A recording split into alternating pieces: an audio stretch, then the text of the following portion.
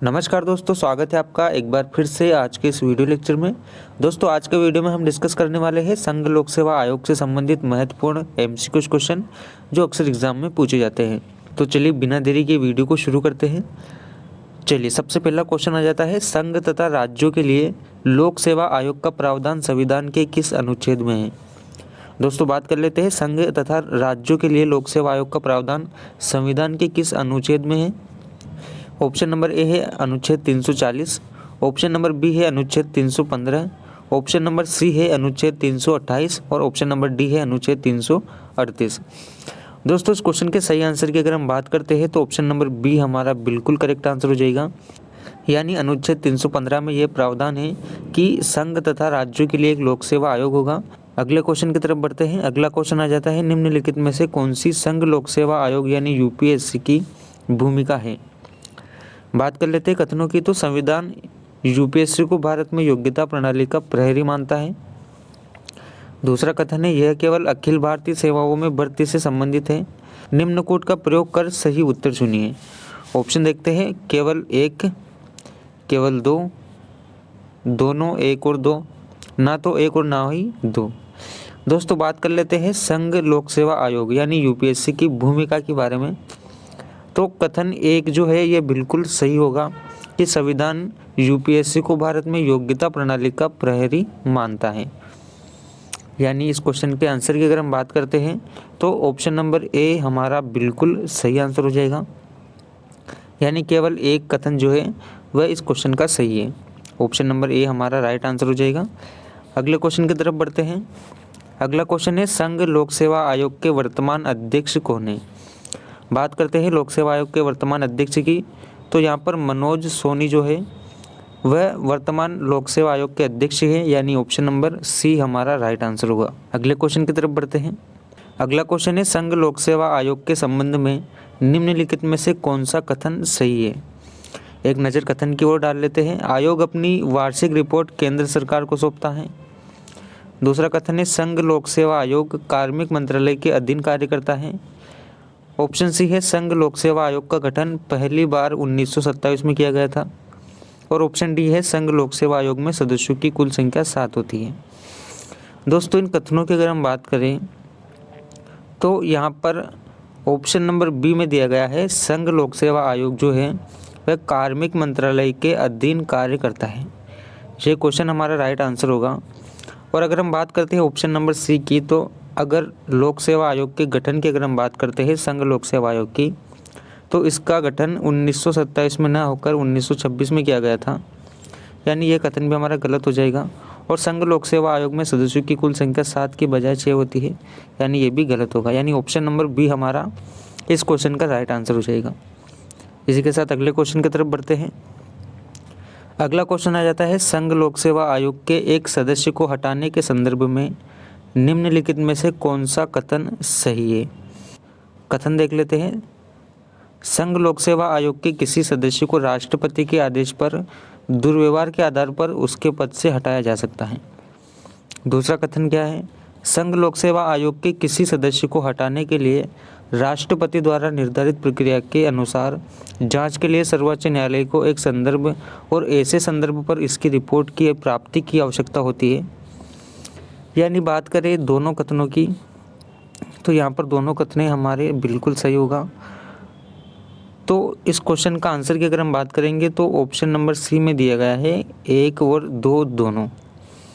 तो ये option number सी हमारा राइट आंसर हो जाएगा, क्योंकि यहाँ पर हमारे दोनों कथन जो है वह लोक सेवा के संदर्भ में सही है। आगे बढ़ते हैं। अगला क्वेश्चन है, संघ लोक सेवा आयोग के अध्यक्ष की नियुक्ति कौन करता है। बात कर लेते हैं संघ लोक सेवा आयोग के यानी यूपीएससी की अध्यक्ष की नियुक्ति कौन करता है। एक नज़र ऑप्शंस पर डाल लेते हैं। ऑप्शन नंबर ए है प्रधानमंत्री, ऑप्शन नंबर बी है भारत के उपराष्ट्रपति, ऑप्शन नंबर सी है भारत के राष्ट्रपति या फिर लोकसभा का अध्यक्ष। तो यह कार्य भारत का राष्ट्रपति करता है। यानी राष्ट्रपति के द्वारा ही संघ लोक सेवा आयोग के अध्यक्ष की नियुक्ति की जाती है। ऑप्शन नंबर सी हमारा बिल्कुल सही आंसर हो जाएगा। आगे बढ़ते हैं।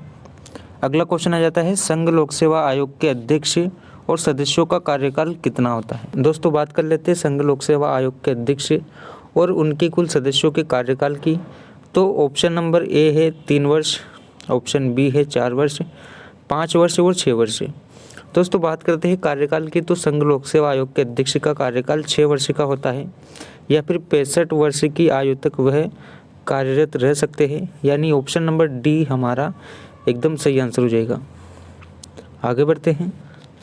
अगला क्वेश्चन है, संघ लोक सेवा आयोग के पहले भारतीय अध्यक्ष निम्नलिखित में से कौन थे? एक नज़र ऑप्शन देख लेते हैं। ऑप्शन नंबर ए है H K Kripalani, option number B है R N Banerjee, option number C है एन गोविंदराजन और ऑप्शन नंबर डी है हेमलता सिंह। दोस्तों बात करते हैं भारत के पहले अध्यक्ष की, यानी संघ लोक सेवा आयोग के भारत के पहले अध्यक्ष की, तो ऑप्शन नंबर ए हमारा राइट आंसर हो जाएगा, यानी एच के कृपलानी जो है वह भारत के संघ लोक सेवा आयोग के पहले अध्यक्ष बने थे। अगले क्वेश्चन की तरफ बढ़ते हैं। अगला क्वेश्चन है, किस वर्ष भारतीय वन सेवा की स्थापना हुई? यूपीएससी जो है वह एक भारतीय वन सेवा की भी परीक्षा आयोजित करवाता है, यानी इंडियन फॉरेस्ट सर्विस जो है वह यूपीएससी के अंतर्गत आती है, लेकिन इसकी स्थापना कब की गई, यानी कब इसको यूपीएससी में जोड़ा गया? इसकी स्थापना की अगर हम बात करते हैं तो 1966 में इसकी स्थापना हुई। ऑप्शन नंबर डी हमारा बिल्कुल करेक्ट आंसर हो जाएगा। इसी के साथ अगले क्वेश्चन की तरफ बढ़ते हैं। अगला क्वेश्चन आ जाता है, 2 या 2 से अधिक राज्यों के लिए एक संयुक्त लोक सेवा आयोग का गठन किया जा सकता है। अब ये कैसे होता है? ऑप्शन पर एक नज़र डालते हैं। ऑप्शन नंबर ए है संघ लोक सेवा आयोग द्वारा, ऑप्शन नंबर बी है संबंधित राज्यों के निवेदन पर संसद द्वारा, ऑप्शन नंबर सी है राज्यसभा द्वारा या फिर लोकसभा द्वारा। दोस्तों बात करते हैं 2 या 2 से अधिक राज्यों के लिए संयुक्त लोक सेवा आयोग का भी क्या गठन हो सकता है? इसका आंसर है बिल्कुल हाँ, लेकिन कैसे? दोस्तों अगर 2 या 2 से अधिक राज्यों जब संयुक्त रूप से मिलकर एक लोक सेवा आयोग का गठन करते हैं, तो यह गठन उन राज्यों के निवेदन पर संसद द्वारा किया जाता है। किसके द्वारा? संसद द्वारा। वह राज्य, दोनों राज्य मिलकर निवेदन करेंगे किसको? संसद को। तब जाकर संसद एक संयुक्त लोक सेवा आयोग का गठन करेगी। यानी इस क्वेश्चन के आंसर की बात करेंगे तो ऑप्शन नंबर बी हमारा बिल्कुल करेक्ट आंसर हो जाएगा। आगे बढ़ते हैं। अगला क्वेश्चन है, भारत के संविधान के अनुसार निम्नलिखित में से कौन सा नागरिकों का नवा मौलिक कर्तव्य है? दोस्तों हम सब जानते हैं कि भारत के संविधान में नागरिकों के लिए कुल 11 मौलिक कर्तव्य शामिल है। एक बार देख लेते हैं। ऑप्शन ए है सार्वजनिक संपत्ति की रक्षा करना और हिंसा को समाप्त करना, ऑप्शन नंबर बी है भारत की संप्रभुता, एकता और अखंडता को बनाए रखना और उसकी रक्षा करना, देश की समग्र संस्कृति की समृद्ध विरासत को महत्व देना और उसको संरक्षित करना, ऑप्शन नंबर डी है वैज्ञानिक सोच, मानवतावाद और पूछताछ और सुधार की भावना को विकसित करना।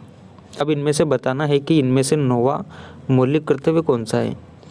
दोस्तों बात कर लेते हैं 9वें मौलिक कर्तव्य की, तो ऑप्शन नंबर ए जो है वो बिल्कुल करेक्ट आंसर होगा, यानी सार्वजनिक संपत्ति की रक्षा करना और हिंसा को समाप्त करना जो है वह भारत के संविधान के जो मौलिक कर्तव्य दिए गए हैं 11, उनमें से ये 9वां है। ऑप्शन नंबर ए हमारा बिल्कुल करेक्ट आंसर हो जाएगा। अगले क्वेश्चन की तरफ बढ़ते हैं। अगला क्वेश्चन है, निम्नलिखित में से कौन सा संवैधानिक संशोधन शिक्षा का अधिकार प्रदान करता है? दोस्तों शिक्षा का अधिकार कौन सा संवैधानिक संशोधन प्रदान करता है?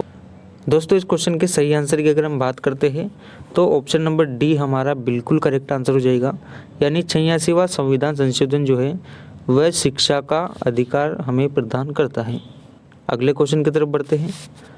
अगला क्वेश्चन है, भारत के राष्ट्रपति के महाअभियोग की प्रक्रिया है, यानी यह किस प्रकार की प्रक्रिया है? ऑप्शन देख लेते हैं। एक न्यायिक प्रक्रिया है या फिर एक अर्ध न्यायिक प्रक्रिया है या फिर विधायी प्रक्रिया है या फिर कार्यकारी प्रक्रिया है? दोस्तों भारत के राष्ट्रपति की महाअभियोग की प्रक्रिया जो है वह एक अर्ध न्यायिक प्रक्रिया है, यानी ऑप्शन नंबर बी हमारा एकदम सही आंसर होगा। अगला क्वेश्चन देख लेते हैं, निम्नलिखित में से किस अनुच्छेद में चुनाव आयोग के लिए प्रावधान शामिल है? दोस्तों बात कर लेते हैं चुनाव आयोग के लिए प्रावधान की, तो यहाँ पर ऑप्शन नंबर ए हमारा एकदम सही आंसर होगा, यानी 324 अनुच्छेद 324 में चुनाव आयोग के लिए प्रावधान शामिल है। आज के लिए बस इतना ही। वीडियो अच्छा लगा हो तो चैनल को सब्सक्राइब और वीडियो को शेयर ज़रूर करें।